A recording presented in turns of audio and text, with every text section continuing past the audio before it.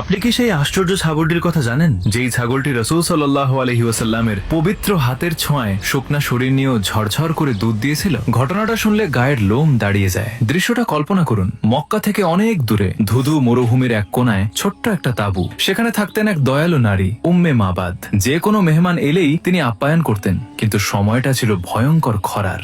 ঘরে একদানা খাবার নেই, পানি নেই। উম্মে মাবাদ নিজেই ভীষণ অসহায়। ঠিক এমন এক ঘর দুপুরে তার তাঁবুর সামনে এক কাফেলা এসে থামল। কাফেলার একজন মানুষের চেহারা থেকে যেন নূর ঠিকরে পড়ছিল। তিনি বিনীতভাবে উম্মে মাবাদকে বললেন, খাবার বা পান করার মতো কি কিছু হবে? আমরা দাম দেব।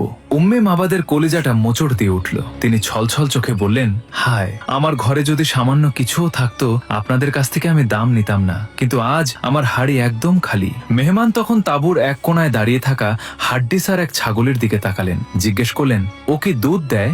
উম্মে মাবাদ করুণ হেসে বললেন, ও তো নিজেই ঠিক মতো চলতে পারে না, ও আবার কি দুধ দেবে? আগন্তুক বললেন, অনুমতি দিলে কি আমি একটু চেষ্টা করে দেখতে পারি? উম্মে মাবাদ সম্মতি দিলেন, যদিও তার কোনো আশা ছিল না। এরপর যা ঘটল তা কোনো জাদুর চেয়েও কম নয়। সেই মেহমান বিসমিল্লাহ বলে ছাগলটার গায়ে হাত বুলিয়ে দোয়া করলেন, আর সাথে সাথেই শুকিয়ে যাওয়া ছাগলের ওলান দুধে টলমল করতে শুরু করলো। বালতি ভরে দুধ দোয়ানো হলো। মেহমান নিজে না খেয়ে প্রথমে উম্মে মাবাদকে খাওয়ালেন, তারপর তার সঙ্গীদের, আর সবার শেষে তিনি নিজে খেলেন। এক মুহূর্তেই অভাবের সংসারে আনন্দের বন্যা বয়ে গেল। মেহমান চলে গেলেন। সন্ধ্যায় উম্মে মাবাদের স্বামী বাড়ি ফিরে ভরা দুধের পাত্র দেখে অবাক। ঘরে তো কিছুই ছিল না, এত দুধ এলো কোথা থেকে?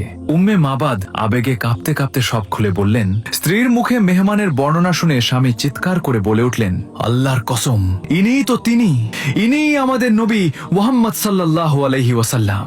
জানেন, সেই ঘটনার পর ওই পরিবার ইসলাম গ্রহণ করে, আর নবীর হাতের ছোঁয়া পাওয়া সেই ছাগলটি বহু বছর বেঁচে ছিল, এবং যতই অভাব আসুক তা কখনো দুধ দেওয়া বন্ধ করেনি। আপনি যদি নবীজিকে ভালোবাসেন তাহলে কমেন্টে লিখুন সুবহানাল্লাহ।